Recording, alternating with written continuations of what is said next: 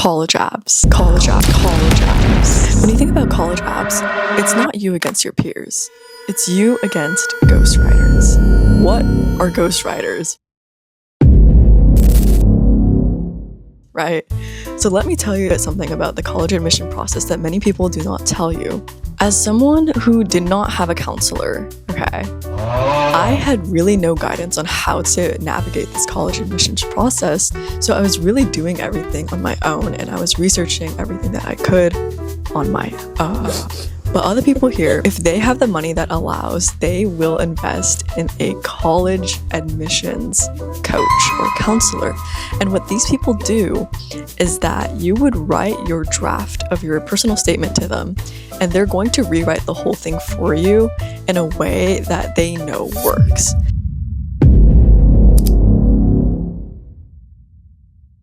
So you are not competing against your friend's writing, but you are competing against a professional's writing that is proven to work. Think about that. That is really scary.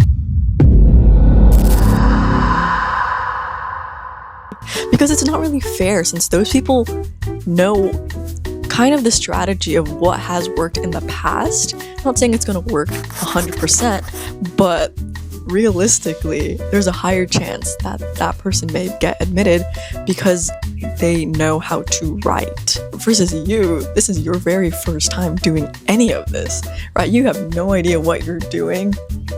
Yeah, that's so overwhelming.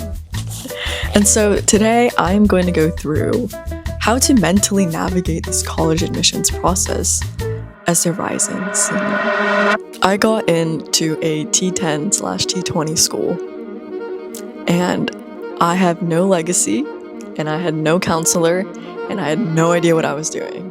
So let me give you my advice.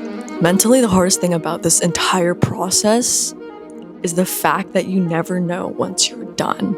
Okay. College admissions application is kind of like an art. For example, if you're painting something or you're building something out of clay, you never are completely satisfied with the finished result. You just think, this is good enough. I probably don't need to add any more. But as an artist, every single time you think that, you go away and then you come back and you look at your artwork and you're like, oh, over here needs a little bit of something. That's exactly what the whole process is like. And if you start it in the summer, congrats. That process is gonna last 6 months.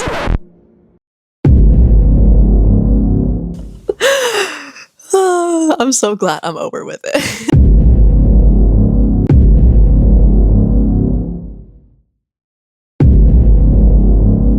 Like, genuinely, I would not want to go through that all again. And the worst part is not only does it last 6 months, if you apply to so many different colleges, even if you're reusing your essays,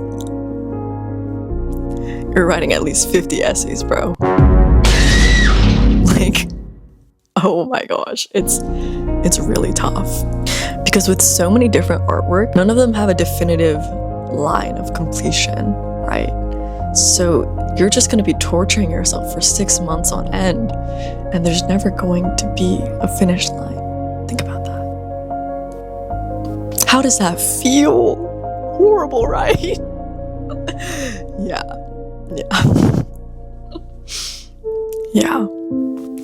Okay, now I'm going to stop scaring you, and I'm going to get into the nitty-gritty of how I think you should navigate this process. I've literally written down on pencil to paper tips that I think could help you, because so many people are reaching out to me and asking me advice on the process.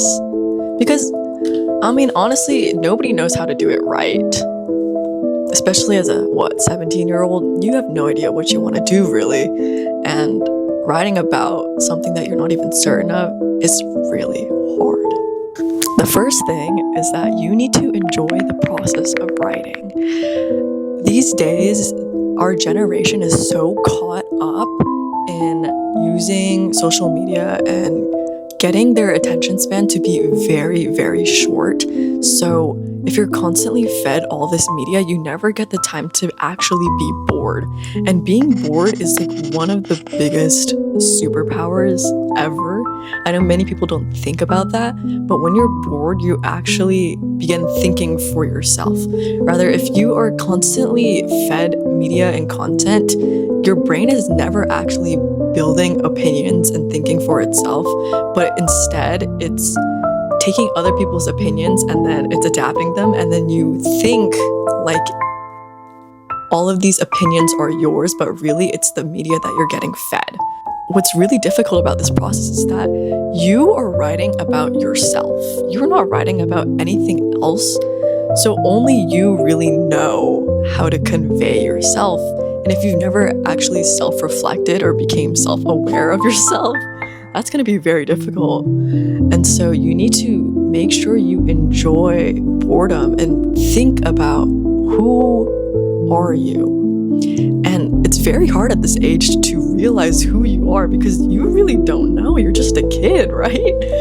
And so my advice is not you should know exactly what you want to do, but know what you don't like. It's not easy to say like, oh, I want to become a doctor. Like, do you really? Why do you want to become a doctor? But it's really easy to say, I don't want to become a doctor because I don't do well with blood, I don't do well with scissors and cutting people's skin, I don't do well with these situations. And there's nothing to blame for that. It's just the environment.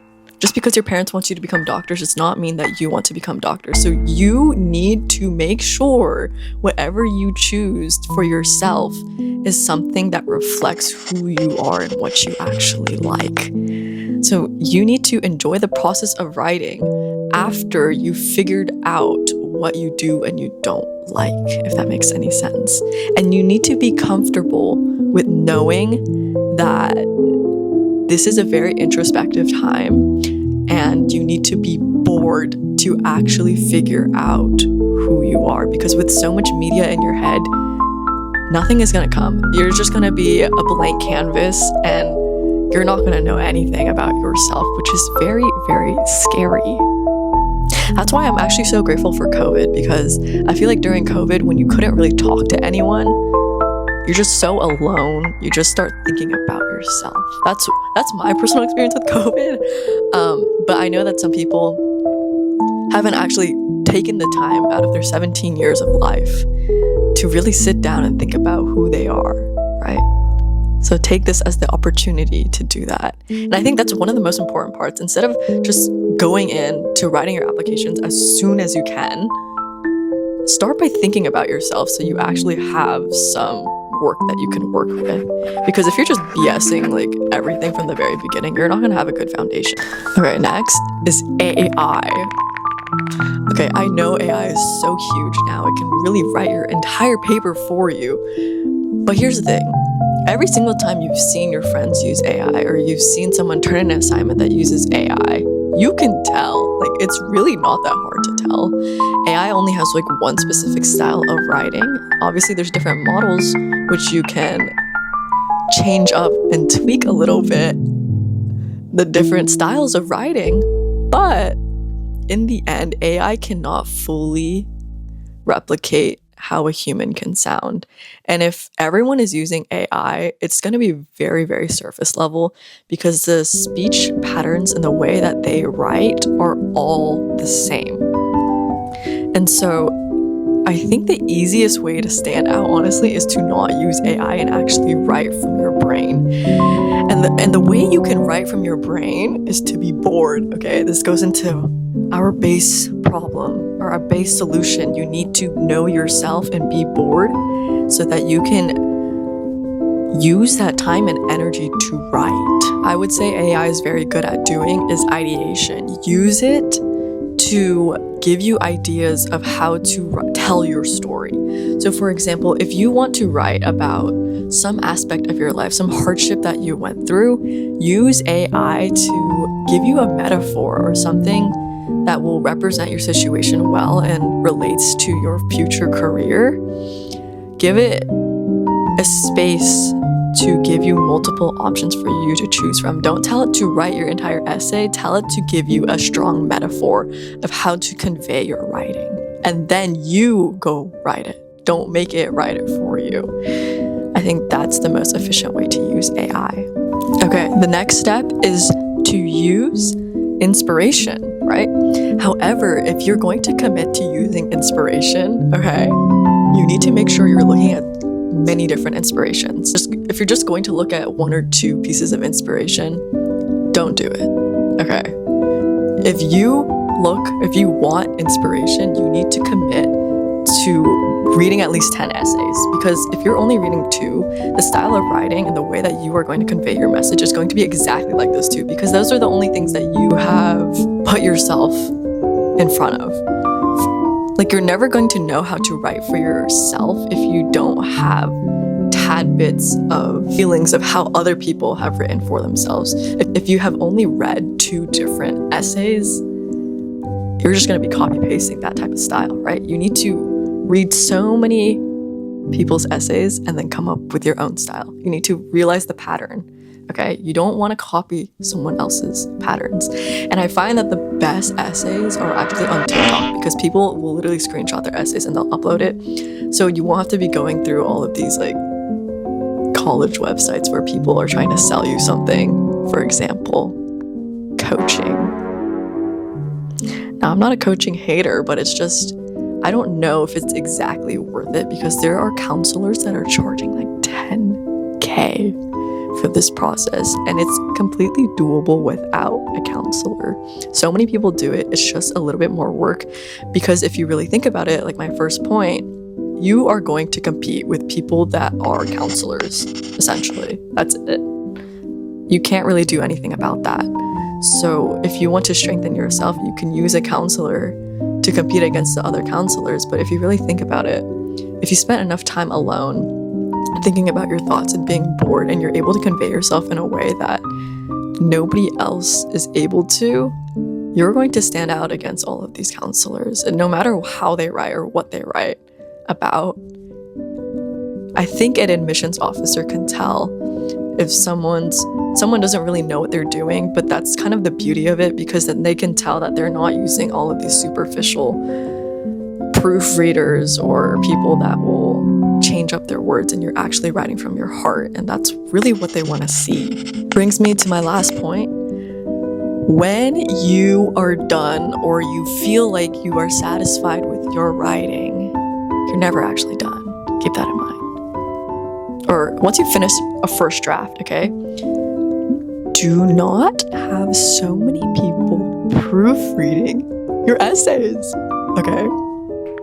I know that's kind of contrary to the popular belief, but if you really think about it, if you're having so many people proofread your writing and then they're editing it for you, you're losing your voice in every single edit that they make. I would recommend at most 2 people. One is probably maybe like an English teacher or English professor, someone that knows grammar and English really well, so that you're not making all these careless mistakes in your writing, not actually your message, okay? And then 2, someone that you know that really knows you. So it could be a family member or a friend, so that they can tell you kind of how they view you and then how your writing portrays you, so that you can actually see if the portrayal that you've portrayed for yourself actually reflects who you are. And take everything with a grain of salt, because nobody really knows who you are, including yourself, okay? And if you don't agree with how somebody portrays you, like if your friend says, hey, I don't think your essay actually is you, like I think you're making some sort of proxy for yourself, but you really think, I've sat long enough to think about who I am, and I think that this is a good portrayal of me, don't listen to them, okay? You are the ultimate resource that you need to be writing. Don't use all of these external resources. Ignore all the noise, okay?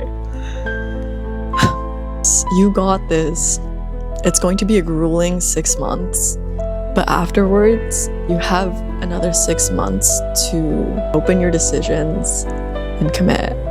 And that's honestly the most exciting part. Like, you're going to be coming home after school, after a big test, and it's going to say, oh, this college came out, view your decision. And you're like, oh. And when that time comes, okay, don't fret about it. If a college rejects you, they've never seen you, they've never talked to you. You've conveyed yourself as best as you can in your writing and all the activities that you have done, but realistically, they don't know who you are. They just know who you are from how you've portrayed yourself. So keep that in mind when you write. And I believe in you. Good luck.